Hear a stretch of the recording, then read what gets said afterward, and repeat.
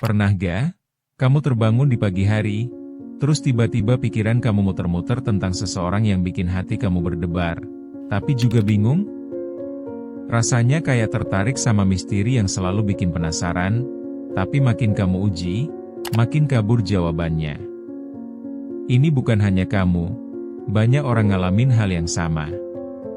Kenapa kita bisa jatuh cinta pada ketidakpastian? Apa yang bikin kita terus bertahan meski tahu ada kemungkinan sakit hati di ujungnya? Di video kali ini, kita bakal bahas lebih dalam tentang fenomena ini. Kita ulas dari berbagai perspektif, mulai dari alasan psikologis, hingga dampaknya di kehidupan sehari-hari. Siap untuk menyelami mindset kita tentang cinta dan ketidakpastian? Mari kita mulai dengan bab pertama yang akan mengungkap akar masalahnya. Chapter 1, Mengapa kita terikat pada ketidakpastian? Sebagian besar dari kita pasti punya pengalaman dengan orang yang membuat kita bertanya-tanya apakah mereka benar-benar tertarik. Contohnya, di saat kamu berusaha memahami sinyal dari seseorang yang selalu keluar masuk tanpa jelas. Ada kalanya, perasaan itu bikin kamu senang sekaligus bingung. Kenapa kita malah tertarik pada orang yang bikin kita merasa tidak pasti? Pertama, bisa jadi karena kita suka tantangan. Ada rasa petualangan saat bercinta dengan ketidakpastian. Saat kamu tidak tahu apa yang akan terjadi, rasa ingin tahumu semakin membara. Dalam skenario seperti ini, kegalauan pun jadi bumbu penyedap yang seru. Selain itu, kita juga sering berusaha ingin membuktikan diri kepada orang tersebut, seolah-olah membuktikan bahwa kita bisa mengubah mereka menjadi lebih jelas. Ini bisa menimbulkan rasa ketertarikan yang tidak sehat, di mana kita terjebak dalam angan-angan yang tidak pernah berujung. Jadi, disinilah awal mula kenapa kita seolah terikat pada ketidakpastian. Chapter 2, Akar Masalah, Ketidakpastian dan Trauma Masa Lalu.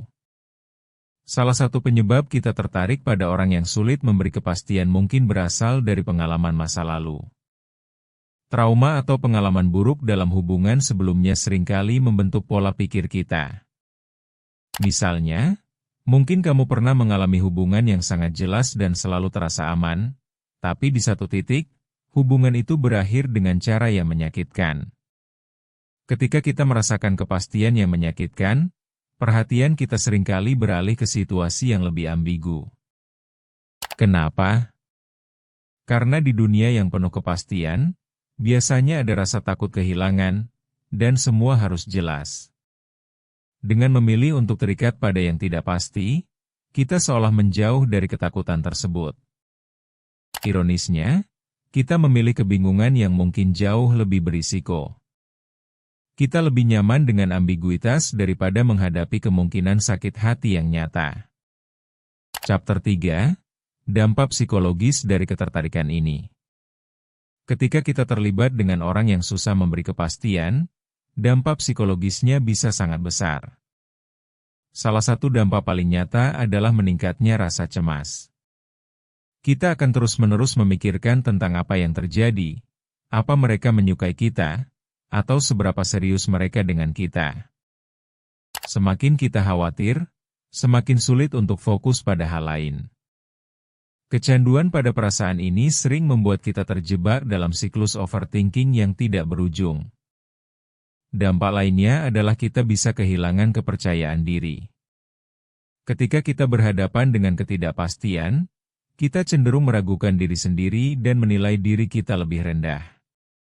Semua ini bisa berujung pada perasaan depresi yang berkepanjangan, jika kita terus terjebak dalam persamaan yang tidak seimbang. Di sini pentingnya kita sadar dan memperhatikan emosi kita, agar tidak berada dalam siklus buruk yang menggerogoti mental kita. Chapter 4, Pola Pikir yang Lebih Sehat dalam Bertemu Orang Baru. Setelah memahami akar masalah dan dampak dari ketertarikan kita pada orang yang sulit memberi kepastian, penting untuk beralih ke pola pikir yang lebih sehat. Pertama, kita perlu mengembangkan kesadaran diri. Pahami bahwa kamu tidak perlu terjebak dalam pola yang tidak sehat.